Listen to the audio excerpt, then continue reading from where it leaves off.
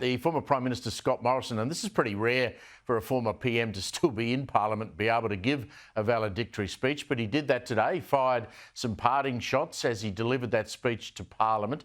Joining me now is Liberal Senator Claire Chandler. Claire, great to see you again. Here's a little bit of what Scott Morrison, I'm sure you've seen it today, had to say. You don't need to share my Christian faith to appreciate the virtue of human rights. I'm not suggesting you do. But equally, we should be careful about diminishing the influence and the voice of Judeo-Christian faith in our Western society, as doing so risks our society drifting into a valueless void. In that world, there is nothing to stand on, there is nothing to hold on to, and the authoritarians and autocrats win. So in the increasing Western embrace of secularism, let us be careful not to disconnect ourselves from what I would argue is our greatest gift and most effective protector of our freedoms, the Judeo-Christian values upon which our liberty and society was founded. Even if you may not believe, it would be wise to continue to understand, respect and appreciate this important link and foundation.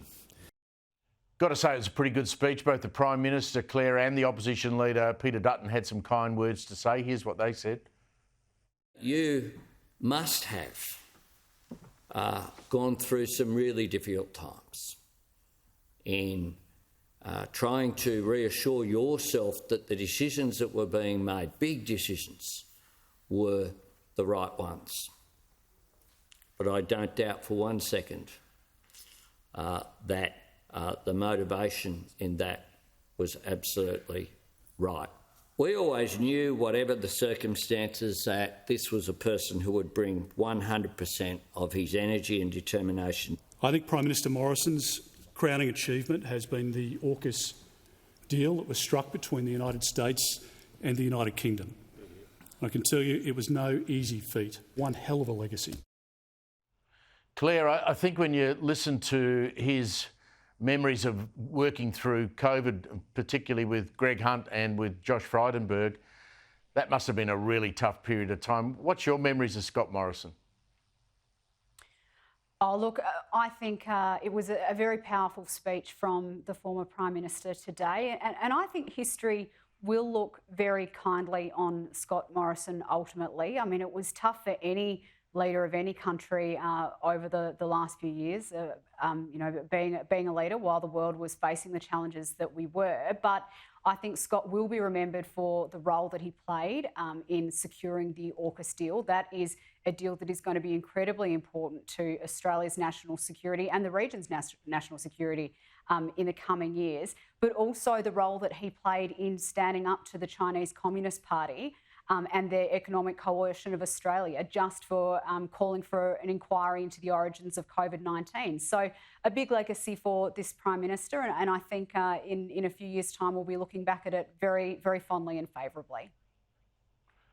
I think you're right to point out the comments that he made about China in the middle of COVID. I mean, we were all locked up in our houses, Senator, weren't we? And we wanted to know where this thing had come from.